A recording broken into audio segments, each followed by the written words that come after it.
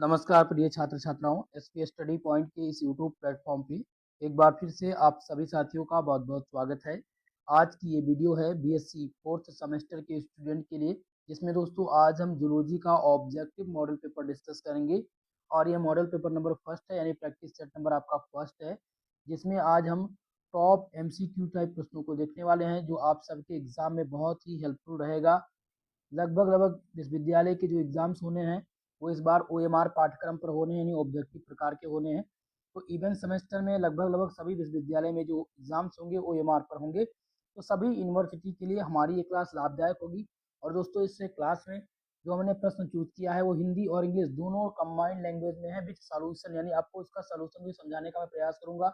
100% आपके एग्जाम में यहीं से प्रश्न पूछे जाएंगे, तो सभी साथी वीडियो को सभी दोस्तों के साथ शेयर कर दीजिएगा और जो भी हमारे चैनल पर नए हैं चैनल को सब्सक्राइब जरूर कर लीजिएगा। चलिए स्टार्ट करते हैं आज की इस क्लास को। तो दोस्तों फोर्थ सेमेस्टर जूलॉजी में जो आपका पेपर टाइटल है वो है gene technology, immunology and computational biology. ये आपका पेपर टाइटल है। ओके, इस बात का विशेषकर ध्यान रखेंगे। और पहला प्रश्न आपकी स्क्रीन पे आ चुका है, क्वेश्चन नंबर फर्स्ट, ध्यान दीजिएगा। पहला क्वेश्चन क्या पूछा गया है, रिकम्बिनेट डीएनए अणु प्राप्त होता है, recombinant DNA molecules is obtained by.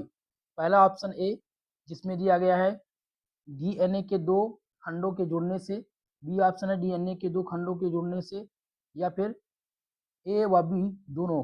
तो इसमें आपका जो राइट उत्तर हो जाएगा option number C, A and B दोनों, बोथ ए एंड बी। क्योंकि जब रिकम्बिनेट डीएनए की बात आती है तो रिकम्बिनेट डीएनए तब बनता है जब दो या दो से अधिक डीएनए फ्रेगमेंट सेम या डिफरेंट ऑर्गेनिज्म के जोड़ते हैं, और यह जेनेटिक इंजीनियरिंग का आधार कहलाता है। इसलिए आंसर हो जाएगा ऑप्शन नंबर इसमें सी।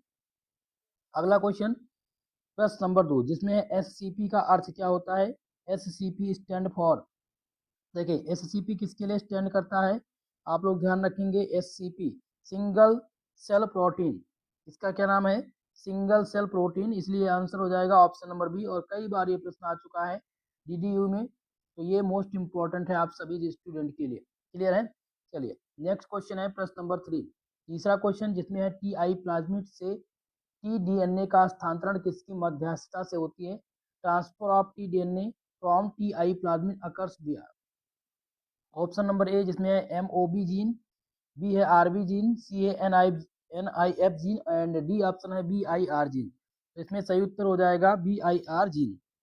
B I R gene plant cell में टी डीएनए को ट्रांसफर करवाते हैं, इसलिए आंसर इसमें हो जाएगा ऑप्शन नंबर डी, राइट उत्तर। क्लियर है। चलिए अगला क्वेश्चन है प्रश्न नंबर 4, बहुत ही इंपॉर्टेंट क्वेश्चन है कि प्रथम ट्रांसजेनिक पौधा था, first transgenic plant was. Option में दिया गया तंबाकू, बी है मटर, ऑप्शन सी दिया गया अलसी, और डी है कपास। तो दोस्तों याद रखेंगे कि तंबाकू, प्रथम ट्रांसजेनिक जो पौधा है वो तंबाकू था। ठीक है, तंबाकू प्लांट को सबसे पहले जेनेटिकली मॉडिफाई किया गया था, इसलिए आंसर हो जाएगा ऑप्शन नंबर ए, चौथे प्रश्न का उत्तर। क्वेश्चन नंबर 5, जिसमें प्रश्न है कि निम्नलिखित एंजाइम में से कौन सा गलत है, which enzyme function pair is incorrect. पहला ऑप्शन ए जिसमें है रिवर्स ट्रांसक्रिप्टेस, जिसमें एमआरएनए से डीएनए, तो ये सही ऑप्शन है आपका। रेस्ट्रिक्शन एंडोन्यूक्लियस से डीएनए को काटना, बिल्कुल रेस्ट्रिक्शन एंडोन्यूक्लियस से डीएनए को काटना, ये भी सही ऑप्शन है। डीएनए पॉलीमरेज यानी पीसीआर में डीएनए प्रतिकृति, ये भी आपका सही है। डीएनए लाइगेज से डीएनए को काटना, तो डीएनए लाइगेज डीएनए को काटता नहीं है, डीएनए को जोड़ता है, इसलिए आंसर हो जाएगा ऑप्शन नंबर डी, राइट उत्तर, क्योंकि यही इसका रॉन्ग है। ठीक है, बाकी ये सभी सही है। तो इनमें से कौन सा गलत है, DNA, option number D, DNA ligase से डीएनए को काटना। अगला क्वेश्चन है प्रश्न नंबर 6, 6 नंबर क्वेश्चन है कि कॉस साइट किस क्लोनिंग वाहक में होते हैं। Cos site are present in cosmid, plasmid, BAC, या फिर वाईएसी। तो यहाँ पर जो सही उत्तर हो जाएगा ऑप्शन नंबर ए, कॉस साइट क्लोनिंग वाहक में होते हैं कास्मिड में। ठीक है, कास्मिड वेक्टर में सीओएस साइट यानी कॉस साइट होते हैं जो पैकेजिंग में मदद करता है, इसलिए आंसर हो जाएगा ऑप्शन नंबर ए। अगला क्वेश्चन है प्रश्न नंबर 7, माध्य विचलन यहाँ पर ज्ञात करना है। ठीक है, मेन डिवीजन ज्ञात करना है इसका, 26, 24, 20, 22, 18, 16, 14, 10, 4 और 6 का। देखिए इसमें क्या होगा कि मेन इसका जो आएगा माध्य विचलन जो आएगा वो कितना आएगा, वो टोटल 16 आएगा। सभी वैल्यू का एक्स आई मीन लेकर के एवरेज जो आएगा टोटल वो 6 आ जाएगा। इस प्रकार से ऑप्शन नंबर बी करेक्ट उत्तर हो जाएगा इसमें। ठीक है, यहाँ पर बी आंसर राइट उत्तर है। अगला क्वेश्चन है प्रश्न नंबर 8, जिसमें सांख्यिकी के कार्य पूछे गए। फंक्शन ऑफ स्टेटिक्स, आंकड़ों का संग्रह करना। बी ऑप्शन है आंकड़ों का विश्लेषण करना, नीति निर्माण करना या उपरोक्त सभी। तो सांख्यिकी के जो कार्य हैं वो है आंकड़ा यानी कि आंकड़ों का संग्रहण यानी कि डेटा का कलेक्शन, डेटा एनालिसिस और पॉलिसी मेकिंग, ये सभी इनका कार्य है। इसलिए आंसर हो जाएगा ऑप्शन नंबर डी इस क्वेश्चन का राइट उत्तर। अगला क्वेश्चन है प्रश्न नंबर 9, जिसमें जैव सांख्यिकी का दूसरा नाम, अनदर नाम ऑफ बायोस्टैटिक्स।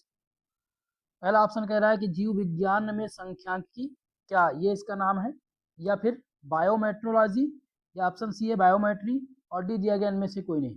तो इस क्वेश्चन का राइट उत्तर हो जाएगा बायोमेट्री।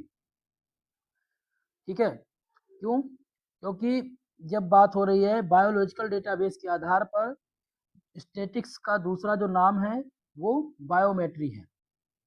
अगला क्वेश्चन प्रश्न नंबर 10, जिसमें मानक विचलन की अवधारणा किसने दी थी। Concept of standard division were given by J I graphene ने दिया था, या फिर कार्ल पियर्सन ने, या ड्यूक थियोमडिक ने दिया था, या एल आर कैनर ने। तो दोस्तों कार्ल पियर्सन, यहाँ पर मानक विचलन की अवधारणा किसने दी थी, कार्ल पियर्सन ने दी थी। आंसर हो जाएगा ऑप्शन नंबर 20 क्वेश्चन का राइट उत्तर। चलिए नेक्स्ट क्वेश्चन की तरफ। प्रश्न नंबर 11, जिसमें है ह्यूमोरल इम्यूनिटी कहलाती है। ह्यूमोरल इम्यूनिटी इस, ये एंटीबॉडी मेडिटेट इम्यूनिटी कहलाती है, नॉन स्पेसिफिक इम्यूनिटी कहलाती है, एंटीजन मेडिटेट इम्यूनिटी कहलाती है, ऑल ऑफ दिस। तो दोस्तों इसमें सही उत्तर हो जाएगा 11 नंबर क्वेश्चन में ऑप्शन नंबर ए। ह्यूमोरल इम्यूनिटी जो कहलाती है वो एंटीबॉडी मध्यस्थ प्रतिरक्षा यानी एंटीबॉडी मेडिटेड इम्यूनिटी कहलाती है। आंसर नंबर ए इस क्वेश्चन में सही उत्तर हो जाएगा आपका। प्रश्न नंबर 12, जिसमें मनुष्य में बी कोशिकाएं एवं टी कोशिकाएं कहाँ पर परिपक्व होती हैं। Where do B cell and T cell mature in human. पहला ऑप्शन है जिसमें दिया गया है क्रमशः बोन मेरो एवं थॉमस में। ऑप्शन नंबर सी है लिम्फ ग्रंथियां एवं स्प्लीन में। सी है दोनों थॉमस में, और डी दिया गया इनमें से कोई नहीं। तो इस क्वेश्चन में राइट उत्तर हो जाएगा ऑप्शन नंबर ए, बोन मोरो एवं थॉमस में। बोन मोरो and Thomas respectively. Option number ए सही उत्तर हो जाएगा। तो मनुष्य में भी कोशिकाएं एवं टी कोशिकाएं कहाँ पर परिपक्व होती हैं, तो बोन मेरो एवं थॉमस में ये परिपक्व होती हैं। ओके, चलिए आगे बढ़ते हैं नेक्स्ट क्वेश्चन की तरफ। नेक्स्ट क्वेश्चन है प्रश्न नंबर 13।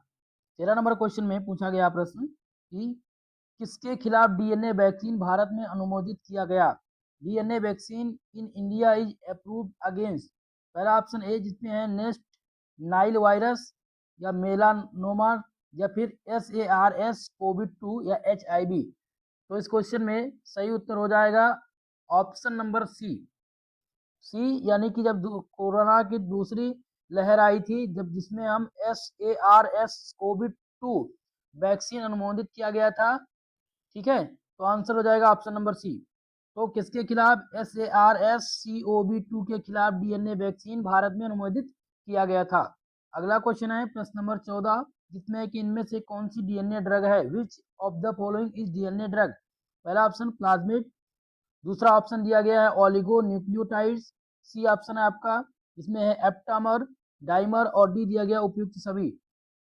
तो दोस्तों इस क्वेश्चन का जो सही उत्तर हो जाएगा आंसर नंबर डी, यानी ये सभी जो है ये डीएनए ड्रग्स हैं, इसलिए आंसर नंबर डी सही हो जाएगा 14 नंबर प्रश्न का उत्तर। अगला क्वेश्चन है प्रश्न नंबर 15, जिसमें हमारे जन्म में कौन सी प्रतिरक्षा मौजूद है। Which immunity is present since birth. सहज प्रतिरक्षा इनेट इम्यूनिटी, या फिर अर्जित प्रतिरक्षा यानी कि एक्वायर्ड इम्यूनिटी, कृत्रिम प्रतिरक्षा आर्टिफिशियल इम्यूनिटी, या फिर सक्रिय प्रतिरक्षा यानी एक्टिव इम्यूनिटी। तो इनमें से जो सही उत्तर हो जाएगा इनेट इम्यूनिटी, यानी कि सहज प्रतिरक्षा। हमारे जन्म में कौन सी प्रतिरक्षा मौजूद होती है, तो सहज प्रतिरक्षा इनेट इम्यूनिटी मौजूद होती है। आंसर हो जाएगा ऑप्शन नंबर ए इस क्वेश्चन का राइट उत्तर। प्रश्न नंबर 16, जिसमें है विपता का माप क्या कहलाता है। Measure of depression is called. विभिन्न इसके कहते हैं विभिन्नता यानी कि वेरिएशन, तिरछापन, या फिर माध्य यानी मीन, या स्टैंडर्ड डिवीजन। तो इस क्वेश्चन का जो राइट उत्तर हो जाएगा दोस्तों, हो जाएगा ऑप्शन नंबर डी, SD यानी कि स्टैंडर्ड डिवीजन। बिप्था का मान क्या कहलाता है? स्टैंडर्ड डिवीजन कहलाता है। इसलिए 16 नंबर प्रश्न में ऑप्शन नंबर डी आपका राइट उत्तर है। अगला क्वेश्चन है प्रश्न नंबर 17, जिसमें इनमें से कौन सा सही है? Which of the following is correct? Correct pair का आपको पहचान करना है, ठीक है। तो इसमें आप देखेंगे पहला दिया गया 3 माध्यिका माइनस 2 माध्यिका इक्वल टू बहुलक, तो बिल्कुल सही यही है। 3 माध्यिका माइनस 2 माध्य इक्वल टू बहुलक, यही इसका सही आंसर है, ठीक है। चलिए अगला क्वेश्चन है प्रश्न नंबर 18, एक जीव जिसमें 2 जीव के डीएनए होते हैं, an organism having DNA from 2 organism. पहला है ऑप्शन ए जो कह रहा है ट्रांसजेनिक किसको कहते हैं, या जीन नॉकआउट, या अधिक उपज देने वाली किस्म हाई यील्डेड वेराइटी, या जीन एडिटिंग यानी जीन एडिटिंग। तो इनमें से सही उत्तर हो जाएगा 18 नंबर क्वेश्चन का ऑप्शन नंबर ए, यानी कि एक जीव जिसमें 2 जीव के डीएनए होते हैं उसको ट्रांसजेनिक कहा जाता है। आंसर नंबर ए इस प्रश्न का राइट उत्तर हो जाएगा। अगला क्वेश्चन है प्रश्न नंबर 19, जिसमें रक्त समूह की पहचान में शामिल होता है। ब्लड ग्रुप आइडेंटिफिकेशन इंक्लूड, पहला ऑप्शन जिसमें निष्प्रभावन, बी है अवक्षेपण, सी है समूहन, और डी दिया गया ये सभी ऑल ऑफ दीज। तो इसमें आपका जो राइट उत्तर हो जाएगा option number C. Option number C आपका करेक्ट उत्तर हो जाएगा समूहन, ओके। क्योंकि इसमें आरबीसी ल्यूपिंग रिएक्शन प्रक्रिया होती है, ये रक्त समूह को पहचानने में शामिल होता है। आरबीसी के क्ल्यूपिंग रिएक्शन पर ये आधारित होता है, ठीक है। चलिए अगला क्वेश्चन प्रश्न नंबर 20 है कि रोग किससे प्रभावित होता है? Diseases are affected by gene से, या फिर पर्यावरण यानी इन्वायरमेंट से, इन्फेक्शन संक्रमण से, या ऑल ऑफ एबव। तो रोग प्रभावित होता है इन सब से, उपरोक्त सभी से, जीन पर्यावरण संक्रमण ये सभी इंक्लूड होते हैं रोग को प्रभावित करने में। आंसर हो जाएगा 20 नंबर प्रश्न का ऑप्शन नंबर डी। अगला क्वेश्चन है प्रश्न नंबर 21, जिसमें संदर्भ जीनोम में परिवर्तन क्या कहलाता है? Change in reference genome are called, इसको क्या कहते हैं? उत्परिवर्तन परिवर्तन कहा जाता है, असामान्य जीन, या फिर वेरिएंट, या नॉर्मल जीन यानी नॉर्मल जीन कहा जाता है। तो संदर्भ जीनोम में परिवर्तन को क्या कहते हैं दोस्तों? इसको वेरिएशन कहते हैं। क्या कहते हैं? माफ कीजिएगा, वेरिएंट कहते हैं। डीएनए सीक्वेंस में बदलाव करता है, ये क्या करता है? डीएनए सीक्वेंस में बदलाव करता है। इसलिए 21 नंबर प्रश्न में ऑप्शन सी सही हो जाएगा। पूछा गया था कि संदर्भ जीनोम में परिवर्तन क्या कहलाता है, तो उसको वेरिएंट कहते हैं, और वेरिएंट डीएनए सीक्वेंस में बदलाव करता है। क्लियर है? चलिए अगला क्वेश्चन है प्रश्न नंबर 32, माफ कीजिएगा 22, जिसमें उत्परिवर्तन का पता लगाने का तकनीक, टेक्निक टू डिटेक्ट म्यूटेशन। पहला ऑप्शन जिसमें दिया गया आरटीपीसीआर, ऑप्शन नंबर बी है डीजीजीई, एसएससीपी, या उपयुक्त सभी।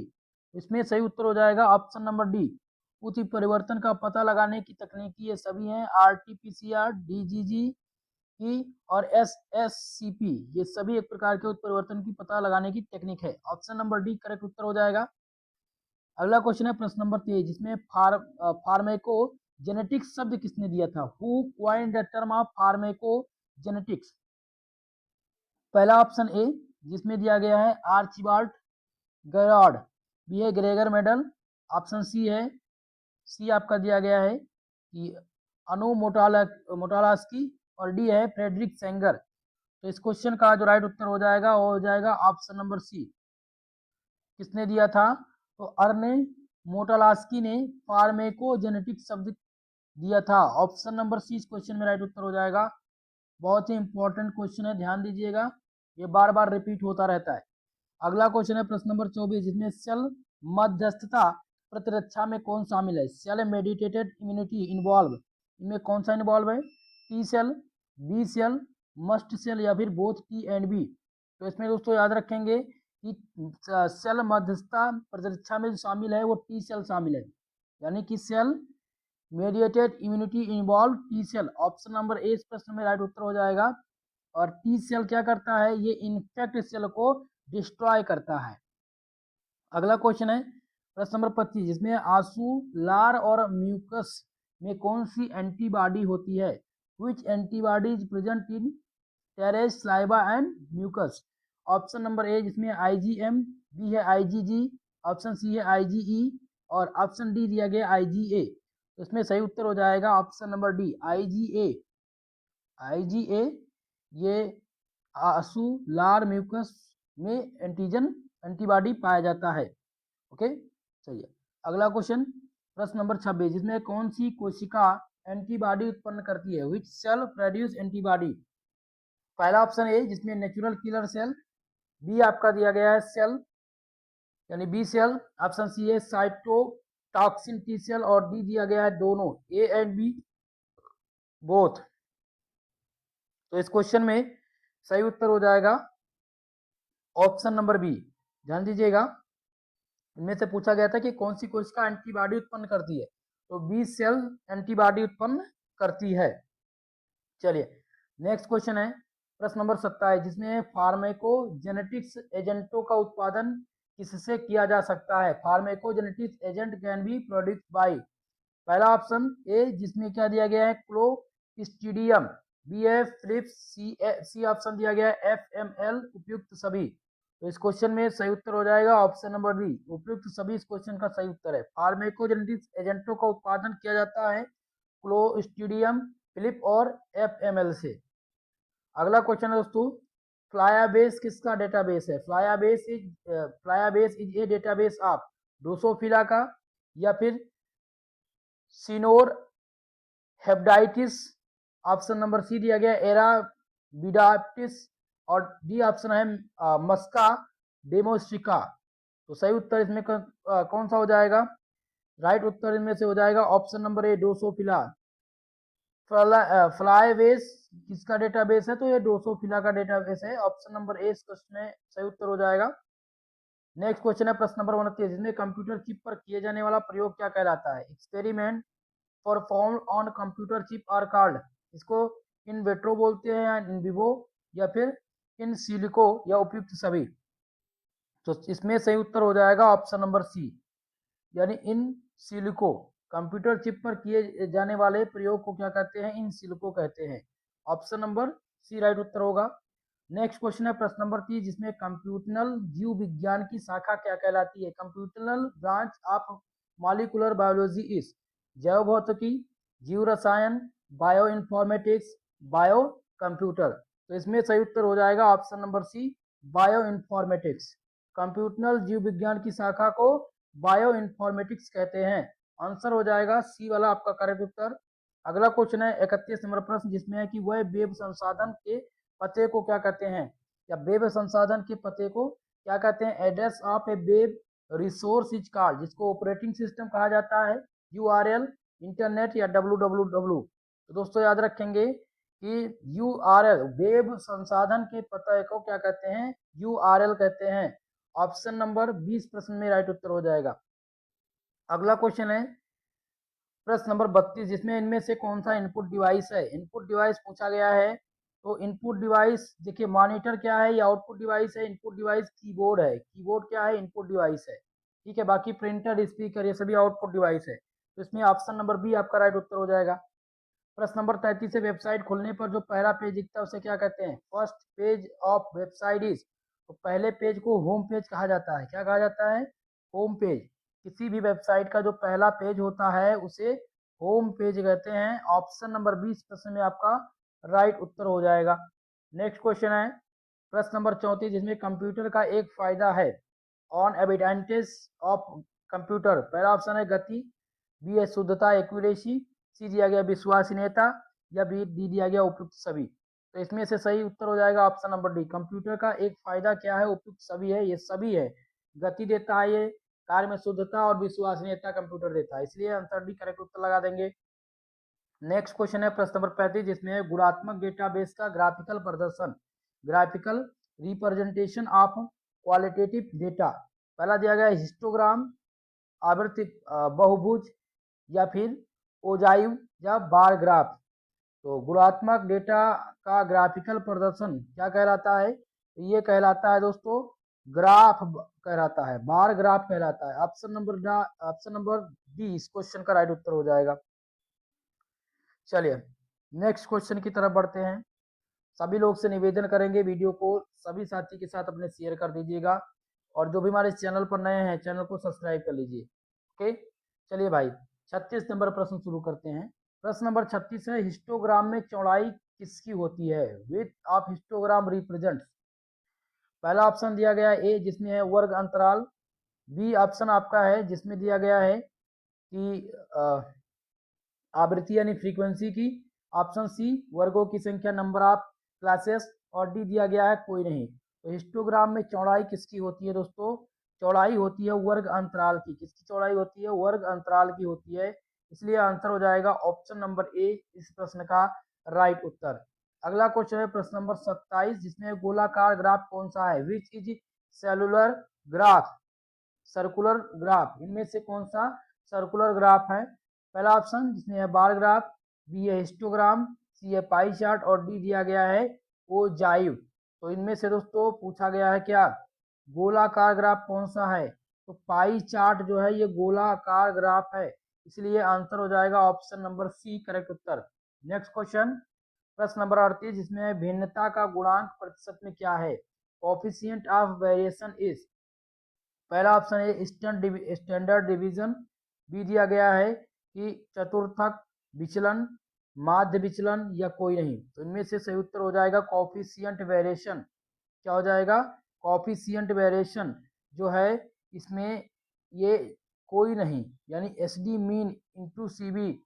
इसमें से भिन्नता का गुणांक प्रतिशत में क्या आएगा? इसमें से ना स्टैंडर्ड डिवीजन आएगा, ना चतुर्थक विलयन, ना माध्य विलयन।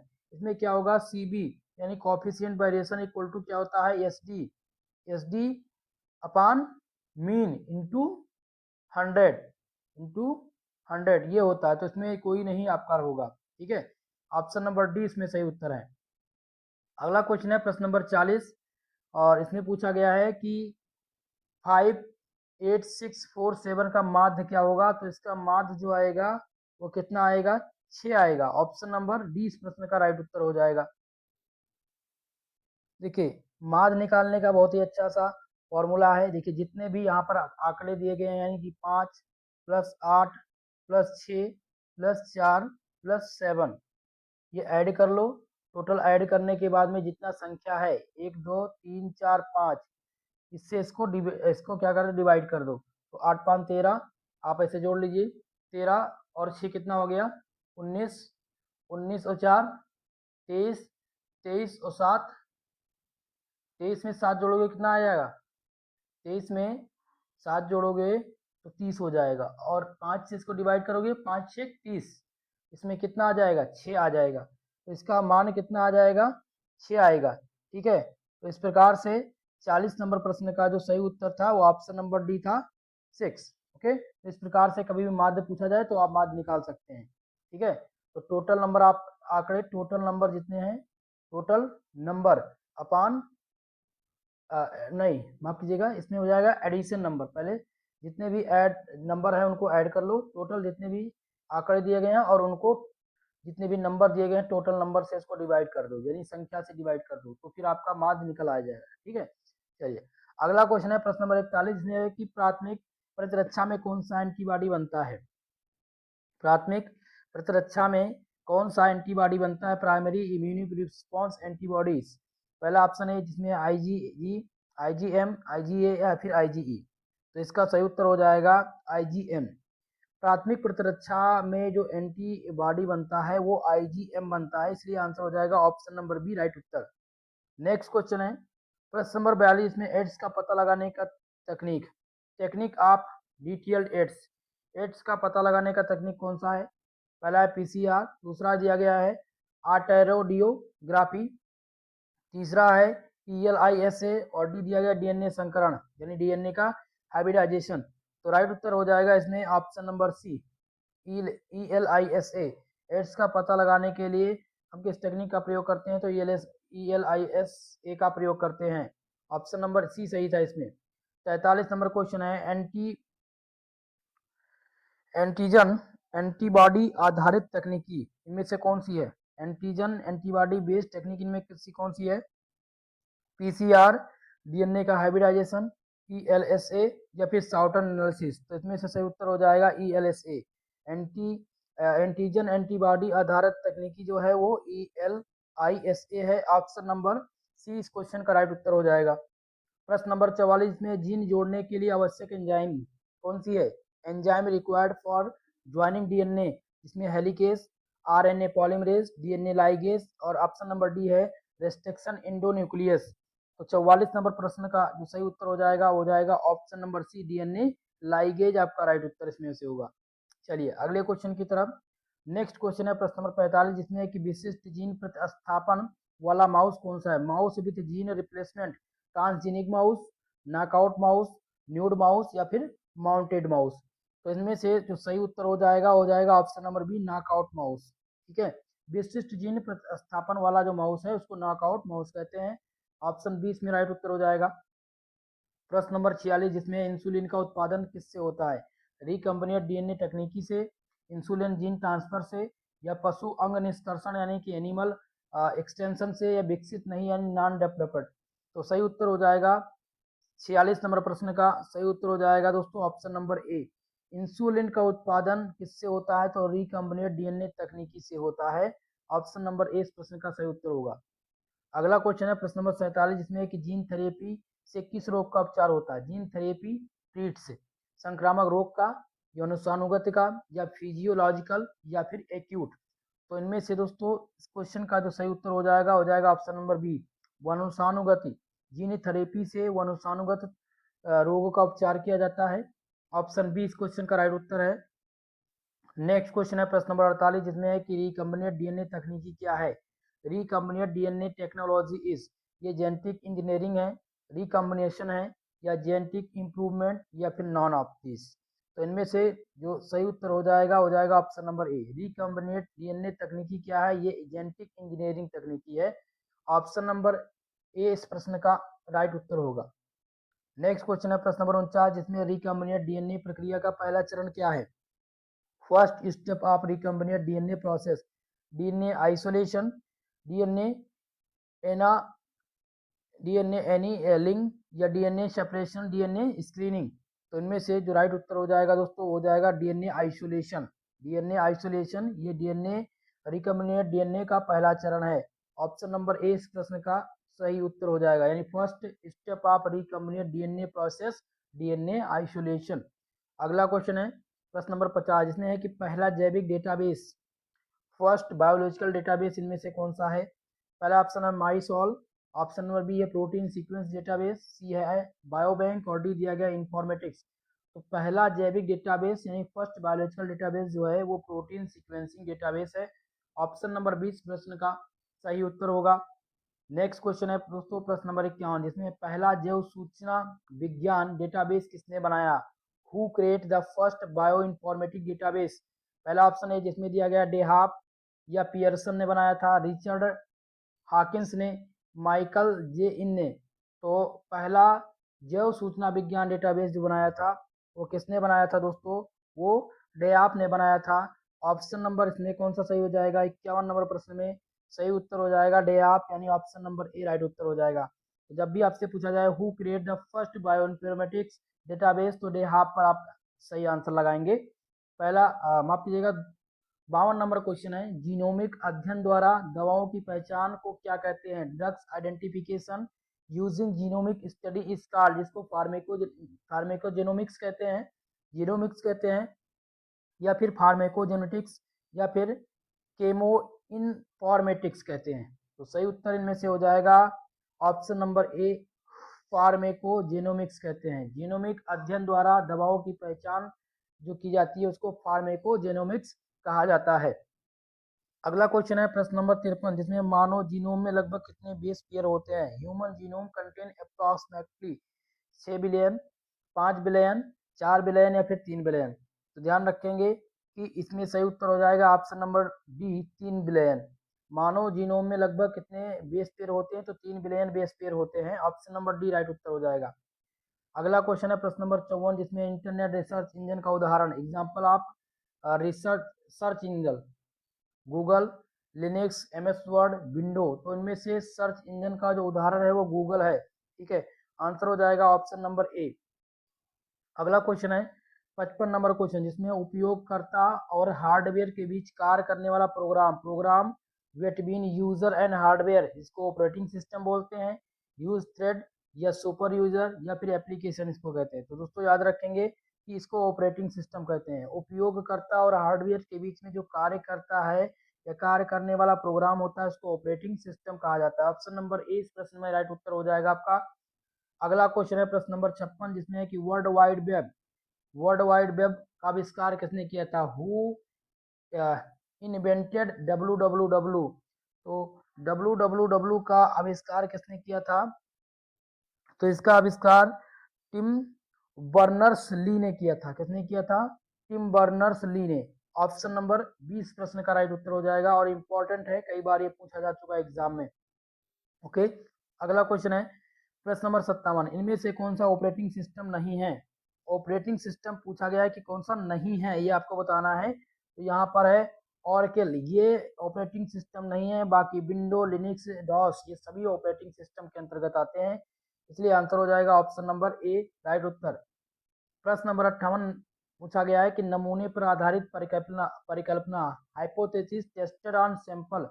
पहला ऑप्शन है जिसमें शून्य परिकल्पना, संख्यांकी परिकल्पना, सरल परिकल्पना या फिर समय परिकल्पना। तो इनमें से राइट उत्तर कौन सा हो जाएगा? 58 नंबर प्रश्न में सही उत्तर हो जाएगा ऑप्शन नंबर ए शून्य परिकल्पना। नमूने पर आधारित परिकल्पना जो है वो शून्य परिकल्पना है, नुल हाइपोथेसिस है। ऑप्शन नंबर ए सही उत्तर है इस क्वेश्चन का। प्रश्न नंबर 59 जिसमें गुणात्मक डेटाबेस के लिए कौन सा परीक्षण? टेस्ट ऑफ क्वालिटेटिव डेटा, काई वर्ग परीक्षण, टी परीक्षण, जेड परीक्षण या फिर एफ परीक्षण। तो इनमें से हो जाएगा कि 59 नंबर प्रश्न में गुणात्मक डेटा के लिए परीक्षण जो है टेस्ट फॉर क्वालिटेटिव डेटा, काई वर्ग परीक्षण। ओके, ऑप्शन नंबर ए इस प्रश्न का राइट उत्तर हो जाएगा। अगला क्वेश्चन है प्रश्न नंबर 60 जिसमें दो वितरण के मध्य होता है मीन्स ऑफ टू डिस्ट्रीब्यूशन, 15 से 20, 40 से 60, 30 से 50 या कोई नहीं। तो इनमें से जो दो मीन्स ऑफ टू डिस्ट्रीब्यूशन, तो दो वितरणों का माध्य जो होता है वो कितना होता है? वो एक्यूरेट नहीं होता है, इसमें से कोई एक्यूरेट नहीं है, इसलिए आंसर हो जाएगा ऑप्शन नंबर डी। ओके, चलिए अगला क्वेश्चन है प्रश्न नंबर 61 जिसमें है कि छोटे नमूने 30 के लिए परीक्षण किया है test for small sample, Z test, F test, T test या फिर काई स्क्वायर टेस्ट। तो करेक्ट उत्तर इसमें कौन सा हो जाएगा? टी टेस्ट हो जाएगा। छोटे नमूने 30 के लिए जो परीक्षण होता है वो टी टेस्ट होता है, इसलिए आंसर हो जाएगा ऑप्शन नंबर सी। अगला क्वेश्चन है 62 नंबर क्वेश्चन, संभावना घटना की प्रयक्षता, probability of impossible event. Option number A जिसमें दिया गया 1, बी ऑप्शन में है 3/4, ऑप्शन सी है 1/2 और डी दिया गया है 0। तो इनमें से जो राइट उत्तर हो जाएगा वो जाएगा ऑप्शन नंबर डी। असंभव घटना की प्रयागता जो होती है वो 0 हमेशा होती है। ठीक है, प्रोबेबिलिटी ऑफ इम्पॉसिबल इवेंट की 0 होती है। ओके, अगला क्वेश्चन प्रश्न नंबर 63 जिसमें केंद्रीय प्रवृत्ति का माप नहीं है, not a measure of central tendency, बहुलक, दूसरा है माध्य, तीसरा रेंज और डी है मीडियन। तो केंद्रीय प्रवृत्ति के माप के अंदर बहुलक, माध्य और मीडियन आते हैं, रेंज नहीं आता है, रेंज नहीं आता है, इसलिए आंसर हो जाएगा ऑप्शन नंबर सी राइट उत्तर। अगला क्वेश्चन है प्रश्न नंबर 64 जिसमें है कि बहुलक वह मान है जो, mode is the value of which, बहुलक वह मान है जो सबसे अधिक बार आता है या न्यूनतम होता है या शून्य होता है या अनंत होता है। तो इसमें सही उत्तर हो जाएगा ऑप्शन नंबर ए आपका, यानी बहुलक वह मान है जो सबसे अधिक बार आता है, इसलिए आंसर लगा देंगे ऑप्शन नंबर ए पर करेक्ट उत्तर। प्रश्न नंबर 65 जिसमें है कि मीडियन के लिए डेटा का क्रम, ऑर्डर ऑफ मीडियन, अवरोही या आरोही, कोई भी या कोई नहीं। तो इनमें से जो सही उत्तर हो जाएगा दोस्तों हो जाएगा ऑप्शन नंबर बी, यानी अवरोही। मीडियन के लिए डेटा का क्रम क्या है? अवरोही है, असेंडिंग है। ऑप्शन नंबर एक ऑप्शन नंबर बी इस क्वेश्चन में राइट उत्तर आपका हो जाएगा। नेक्स्ट क्वेश्चन प्रश्न नंबर 66 जिसमें मनुष्य में MHC को क्या कहते हैं? MHC इन ह्यूमन इज, तो इसको क्या कहते हैं? HLA कहते हैं। HLA मनुष्य में MHC को HLA कहा जाता है। ऑप्शन नंबर ए इस प्रश्न का राइट उत्तर हो जाएगा। प्रश्न नंबर 67 जिसमें ह्यूमरल प्रतिरक्षा में शामिल कोशिका सेल इन ह्यूमरल इम्यूनिटी, टी सेल होती हैं, बी सेल, मस्ट सेल या फिर न्यूट्रोफिल्स। तो राइट उत्तर में से कौन सा हो जाएगा दोस्तों, ह्यूमोरल सेल हो जाएगा। तो इसमें सही उत्तर कौन सा हो जाएगा, option number B, B cell. Humoral प्रतिरक्षा में शामिल जो कोशिका है वो बी सेल कोशिका है। ऑप्शन नंबर बी राइट उत्तर हो जाएगा। प्रश्न नंबर 68 जिसमें है पीसीआर में कौन सा चरण शामिल नहीं है, which step is not in PCR. पहला दिया गया प्रोबीबिंग, हाइब्रिडाइजेशन, ऑटो ऑटो रेडियोग्राफ या एंटीजन एंटीबॉडी इंटरेक्शन। तो राइट उत्तर में से कौन सा हो जाएगा दोस्तों, हो जाएगा option number D, antigen antigen antibody interaction PCR में शामिल नहीं है, इसलिए आंसर नंबर डी इसमें राइट उत्तर हो जाएगा। प्रश्न नंबर आपका है 69 जिसमें पूछा गया है कि रेडियो लेबल्ड न्यूक्लियस एसिड को क्या कहा जाता है। Radio labelled nucleic acid stand vector कहा जाता है, मेकर, प्लाज्मिड या फिर प्रोब। तो सही उत्तर हो जाएगा ऑप्शन नंबर इसमें D, radio labelled nucleic acid को क्या कहते हैं, प्रोब कहते हैं। ऑप्शन नंबर डी इस प्रश्न का राइट उत्तर हो जाएगा। अगला क्वेश्चन है प्रश्न नंबर 70 जिसमें है कि रोग जनकों के विरुद्ध क्षमता, एबिलिटी टू रेसिस्ट पैथोजेंस। पहला ऑप्शन इन्फेक्शन, बी है हाइपर सेंसिटिविटी, इम्यूनिटी या फिर एलर्जी। तो इसमें जो सही उत्तर हो जाएगा दोस्तों हो जाएगा ऑप्शन नंबर सी, इम्यूनिटी। रोग जनकों की विरुद्ध क्षमता को क्या कहते हैं, इम्यूनिटी कहते हैं। चलिए अगला क्वेश्चन प्रश्न नंबर 71 जिसमें इंटरफेरान क्या है, व्हाट इज इंटरफेरान। पहला ऑप्शन जिसमें दिया गया एंटी बैक्टीरियल प्रोटीन्स या एंटीवायरल प्रोटीन्स या नन या बोथ ए एंड बी। तो दोस्तों इंटरफेरान क्या है, चलिए बताने का प्रयास कीजिएगा। तो इंटरफेरान जो है ये है एंटीवायरल प्रोटीन, इसलिए आंसर हो जाएगा ऑप्शन नंबर 20 क्वेश्चन का राइट उत्तर। अगला क्वेश्चन है प्रश्न नंबर 72 जिसमें जैव संख्यांकिकी के जनक पूछे गए हैं। जैव संख्यांकिकी के जनक कौन है। पहला ऑप्शन ए जिसमें है सर फ्रांसिस गाल्टन। तो बिल्कुल आपका जो सही आंसर हो जाएगा वो हो जाएगा ऑप्शन नंबर ए, सर फ्रांसिस गाल्टन जैव संख्यांकिकी के जनक हैं। आंसर हो जाएगा ऑप्शन नंबर ए करेक्ट उत्तर। अगला क्वेश्चन है मानक विचलन शून्य का अर्थ क्या है, स्टैंडर्ड डिवीजन जीरो मीन्स। तो स्टैंडर्ड डिवीजन को हम एस डी से लिखते हैं, एस डी से डिनोट करते हैं सफिक्स में, ठीक है। तो S D equal to zero, क्या हो जाएगा जीरो। तो ऑप्शन नंबर सी आपका सही उत्तर हो जाएगा, all value same, all value same. मानक विचलन शून्य का अर्थ है ऑल वैल्यू सेम, यानी सभी वैल्यू जो है वो सेम है। ओके अगला क्वेश्चन है प्रश्न नंबर 74 जिसमें है बायो इनफॉर्मेटिक्स का घटक, कंपोनेंट्स ऑफ बायो इनफॉर्मेटिक्स।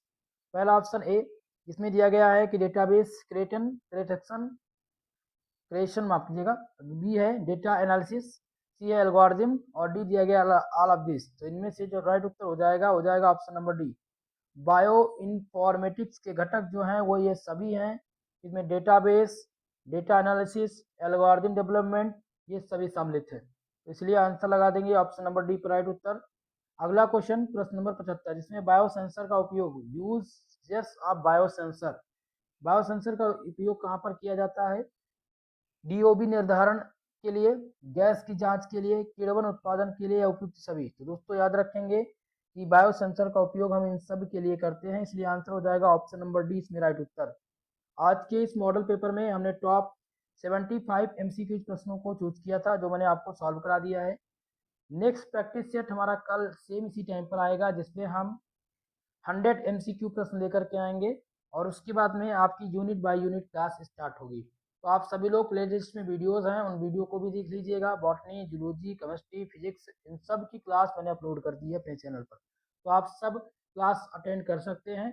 आप सबसे निवेदन है कि कमेंट बॉक्स में अपनी राय जरूर दीजिएगा और वीडियो पसंद आई है तो प्लीज़ वीडियो को तो पहले लाइक कर दीजिए और चैनल को नए हैं चैनल को भी सब्सक्राइब नहीं किया तो मेरे चैनल को सपोर्ट कीजिए, सब्सक्राइब कर लीजिए।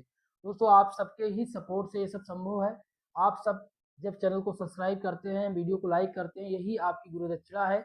और मेरा आप सबसे निवेदन है कम से कम आप कुछ ना करें तो इतना तो जरूर हमारे लिए करिए, ओके। और आशा है कि आप सब सहयोग करने का प्रयास करेंगे। बाकी आज के लिए बस इतना ही, मिलते हैं नेक्स्ट वीडियो में, तब तक के लिए जय हिंद जय भारत।